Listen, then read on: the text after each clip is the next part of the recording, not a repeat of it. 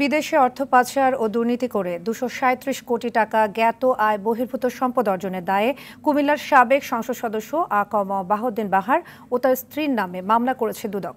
দুদকের মহাপরিচালক আক্তার হোসেন সংবাদ সম্মেলনে আরও জানান, কুমিল্লার সাবেক মেয়র তাহসিন বাহার সূচনার নামে ১৬টি ব্যাংক হিসাবে ৪২ কোটি ৫৮ লাখ টাকা অস্বাভাবিক ও সন্দেহজনক লেনদেন এবং অবৈধ সম্পদ অর্জনের অভিযোগে আলাদা একটি মামলা হয়েছে। এজাহারে বলা হয়েছে, মেয়র থাকাকালে ক্ষমতার অপব্যবহার ও সরকারি সম্পদ ভোগ দখল করেছেন তাহসিনা বাহার। বাহারের ২ মেয়ে আয়মান বাহার ও আজিজা বাহারকেও সম্পদের হিসাব দিতে তলব করেছে দুদক।